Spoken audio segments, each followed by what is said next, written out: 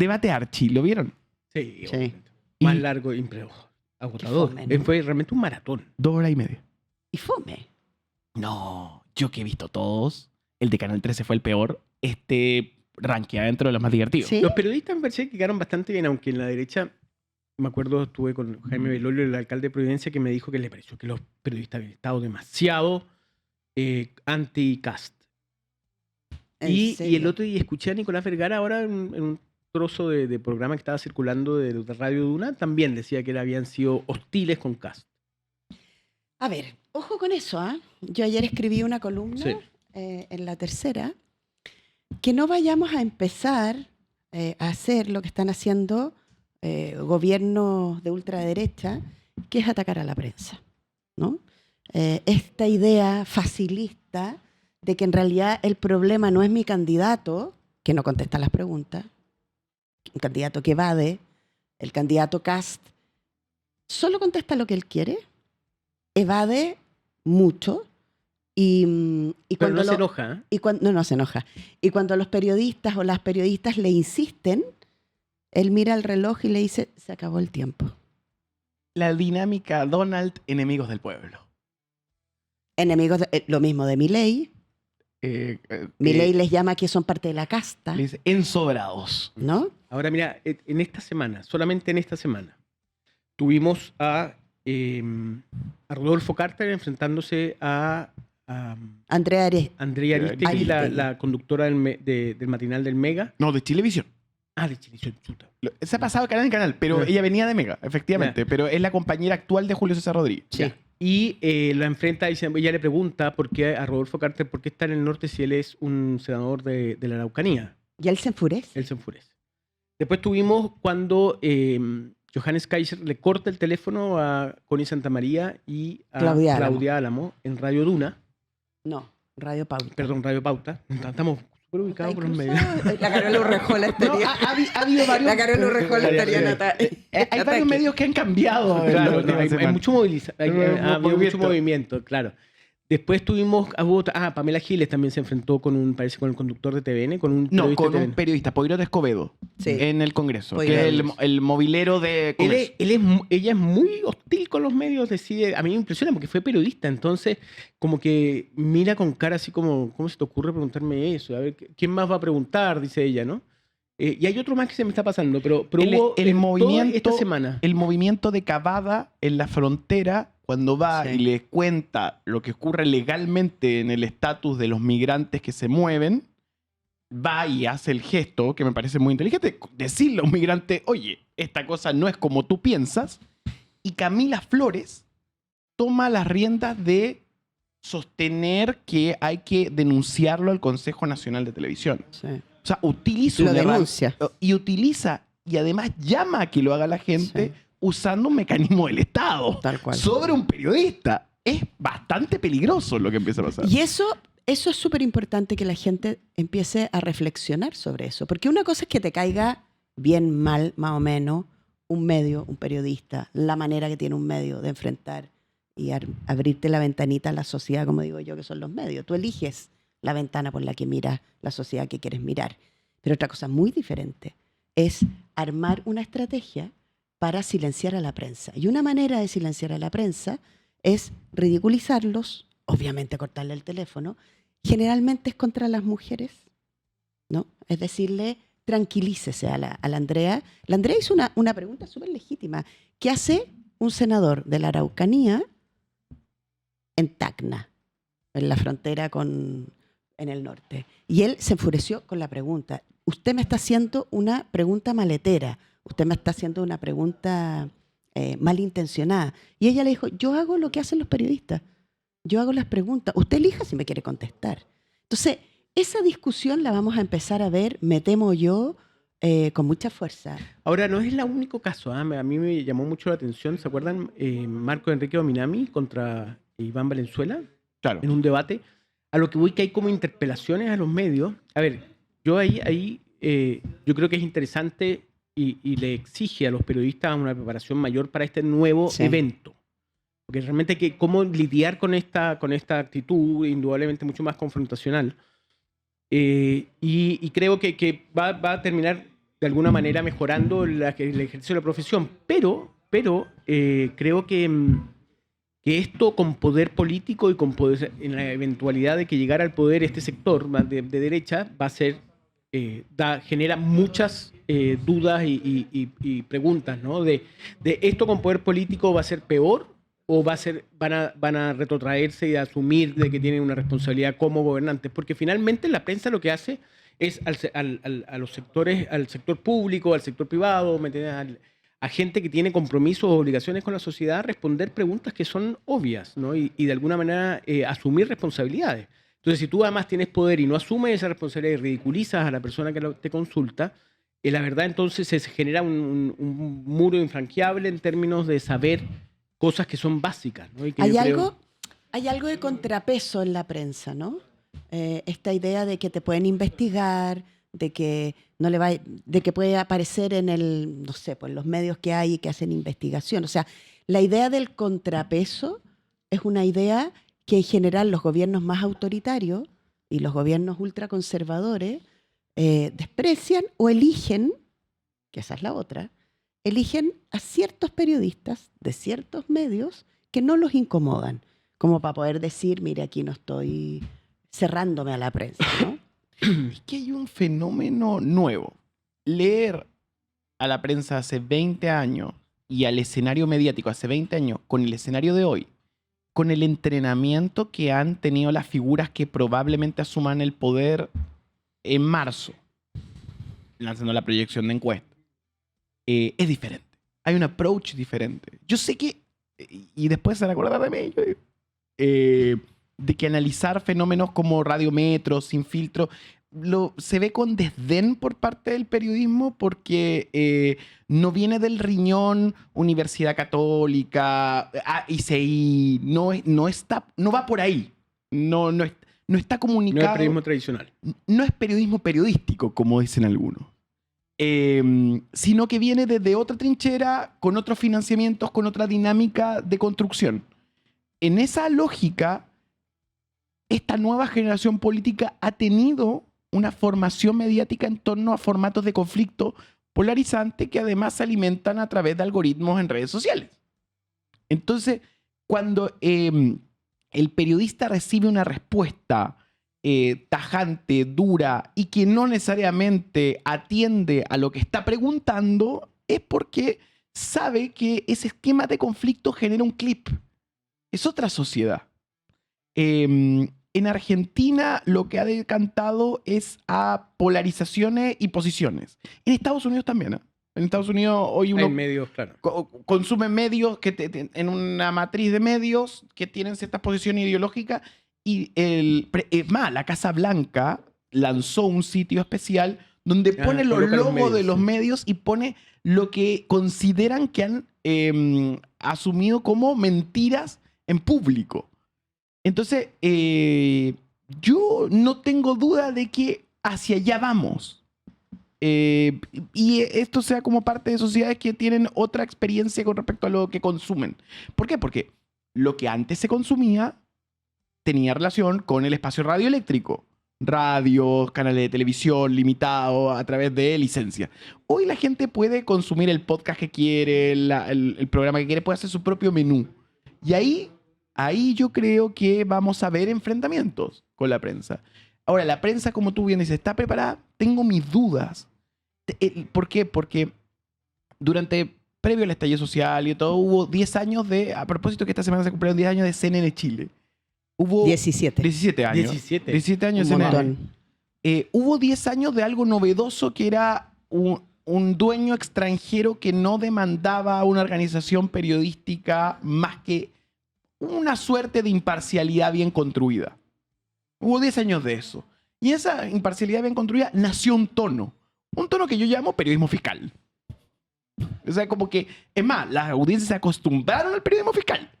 El preguntón, el que te saca la pizarra. A tal punto que no puedes preguntar tranquilo. Tienes que preguntar haciéndolo así para que el clipardo, como dice acá la gente, quede bien construido. Yo no soy crítico de eso. Creo que fue un modelo. Pero ese modelo decantó en que también se entrenan del otro lado. Fueron a sus propias CNN polarizadas, como Fox News, pero acá son medios de internet, Y desde ahí nace este entrenamiento que termina decantando en que hoy permea la televisión pública o que la vocera de gobierno de más potencial es una miembro de Sin Filtro.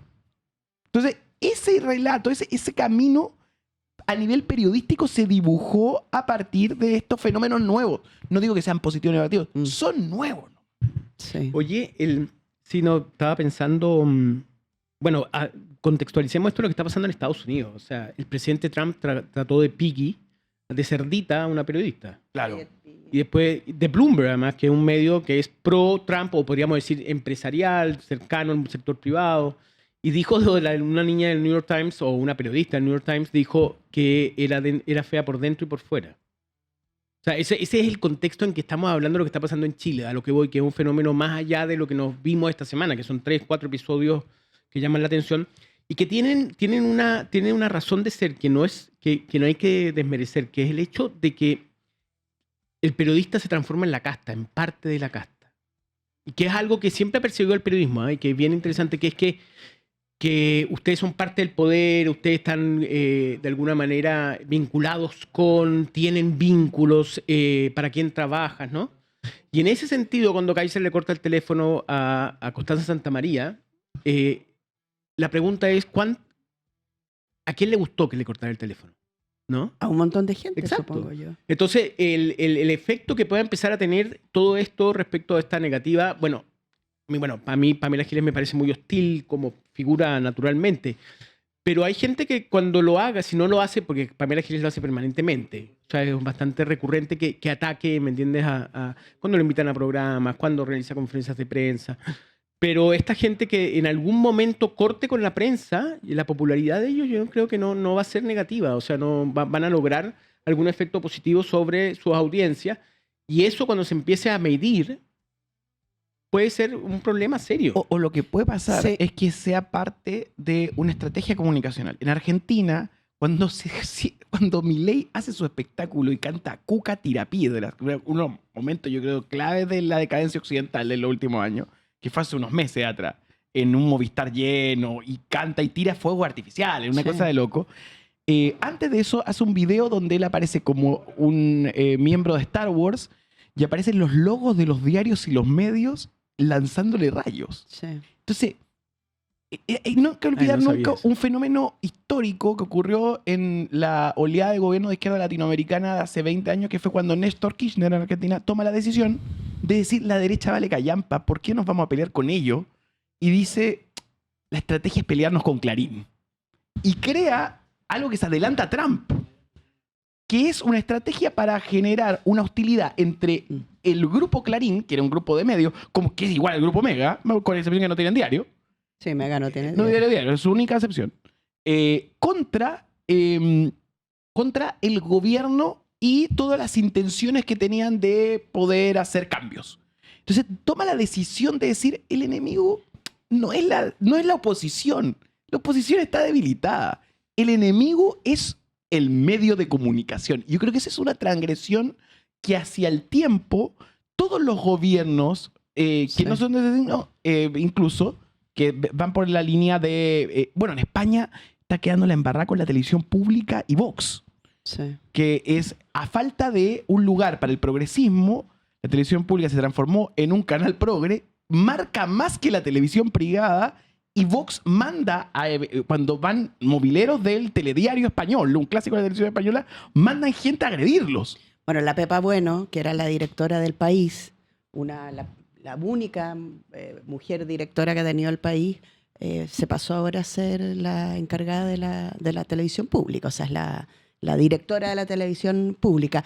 Mira, para poder cerrar esta parte, porque tenemos invitados y todo, invitada, yo sigo con súper atención lo que tú decís, Nico, pero tengo siempre la preocupación por los hechos cuando son ciertos y cuando no son ciertos.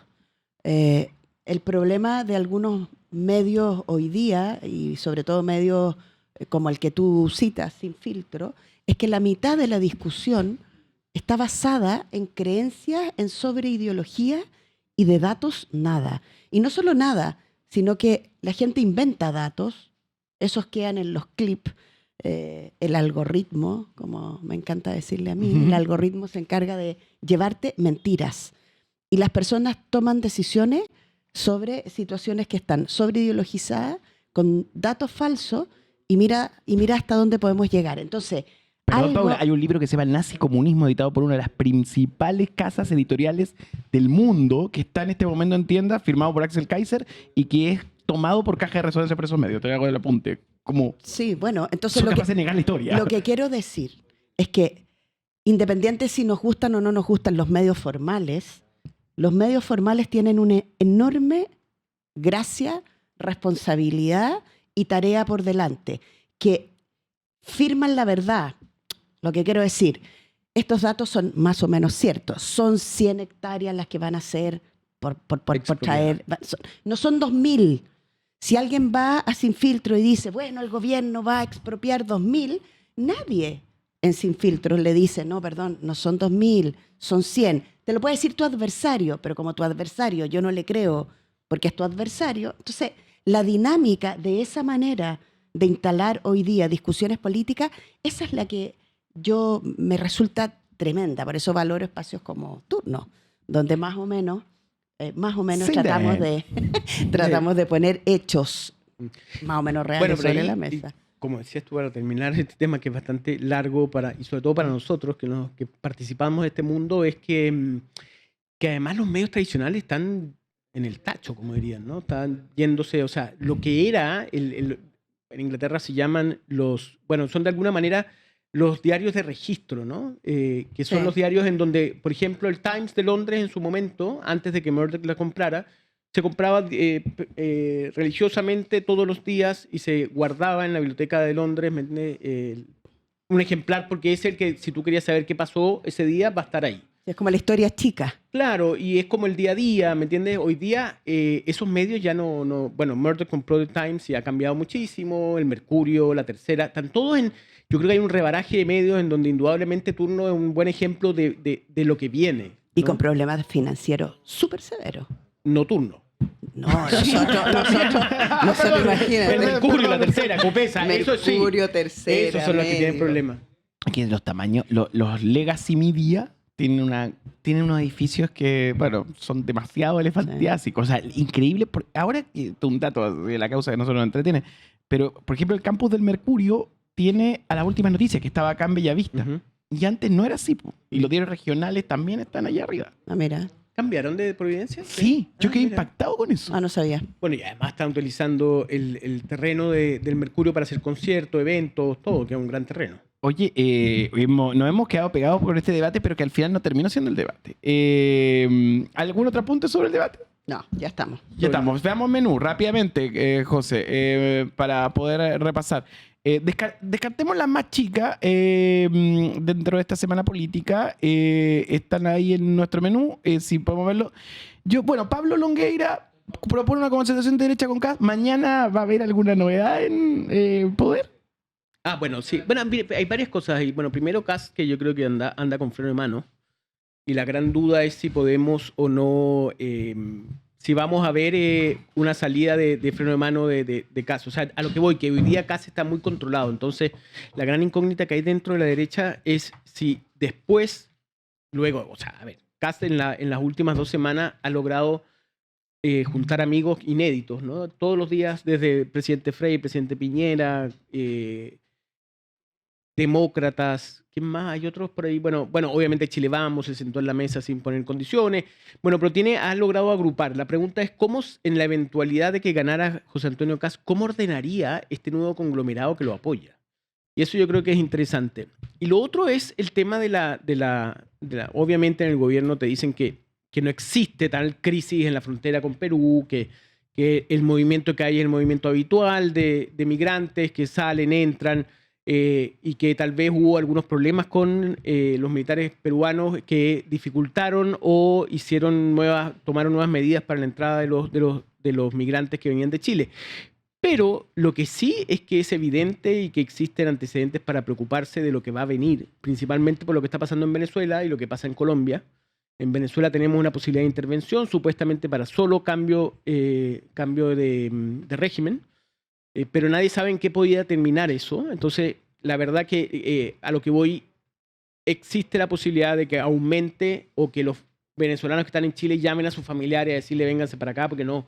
Porque lo que va a venir en Venezuela es muy terrible. Algunos, yo no creo, pero algunos hablan incluso de una posible guerra civil, en la eventualidad de intervención de Estados Unidos, que más que intervención parece amenaza.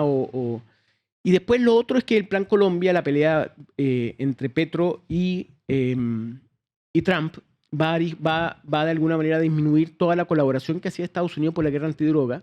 Y hoy día, en un artículo muy bueno del Financial Times, sale, no hoy día, pero hace algunas semanas, decía que nunca en la historia había habido esta sobreproducción de cocaína, que la producción de cocaína es histórica actualmente, que los mercados ya no es Estados Unidos el principal mercado sería Asia y Europa, y que esos sectores, esos grupos traficantes o esos grupos de narco estarían tratando de salir por otra parte que no sea el norte, justamente hacia África y Europa, es decir, Brasil, Uruguay, la situación de Uruguay es bastante terrible, Chile para ir a Asia. Entonces, que esta baja en el apoyo o aporte de Estados Unidos al Plan Colombia, que es el plan destinado a controlar el narcotráfico, podría hacer que esto sea llegar y llevar, en términos de que los carteles y la producción de la cocaína tenga mucha más libertad para moverse en el continente. Que el escenario al final de una intervención de Estados Unidos provoque una caída de dominó. No, pero, o sea, no caída dominó, pero de alguna manera una movilización de migración importante que obviamente llegará a Chile. El 80% de la migración, cuando hay un país, cuando hay un conflicto en una región, el 80% de esa gente que migra al mismo territorio, o sea, es decir, si hay problema en África, el 80% se mueve dentro de África, el 20% tal vez va a ir a Europa, a Asia. Bueno, en América Latina eso también ocurre y la mayoría, dado que se han cerrado todas las puertas en Estados Unidos, la mayoría de las migraciones que se puedan producir a raíz de los carteles, del crimen organizado o del conflicto en Venezuela va a ser dentro de los países latinoamericanos y dentro de los cuales está Chile. Eso es muy interesante por el tema del voto venezolano en Chile y de cómo afecta, por ejemplo, las redes sociales. No sé si han visto en TikTok la tendencia de gente que se saca videos selfies diciendo Kast me va a echar. Ah, no lo he visto. Es increíble. Es impresionante. Pero son venezolanos. Son venezolanos. ¿Pero es una provocación? Es una provocación. Pero es raro. Entonces, lo que genera son gente que les responde a través de redes sociales. Ándate. Claro, es un rage bite, como dicen. Un anzuelo de rabia. Eso no deja de ser sorprendente. Pero la derecha estaba a favor de que votaran los venezolanos, ¿no? Y que los extranjeros votaran pensando que eran voto de derecha. Entonces la pregunta es si Kast está invitando a dejar el país, ¿cómo votará el venezolano? Por eso los invita amablemente y les dice váyanse por la puerta, busquen sus papeles y regresen, que yo los voy a recibir. Imagínate la locura de esa estrategia. Sí, es como, y tampoco es tan buena buena idea.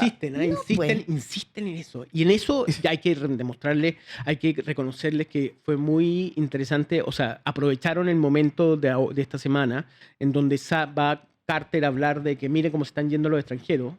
Que es lo que dicen el gobierno. Dicen, aquí no se ha ido nadie más de lo que habitualmente se va. Este es un flujo normal. Pero Carter va y dice, bien, ven como lo que dice Kast ocurre, la gente se está yendo de manera natural fuera de Chile. Increíble. No, sí, bueno, es que ese es lo que alimentan a través de redes sociales los mismos venezolanos que no sé si se están burlando pero por lo menos están generando rabia. Y eso, por supuesto, impulsa un montón de personas a validar sus sentimientos con respecto al voto.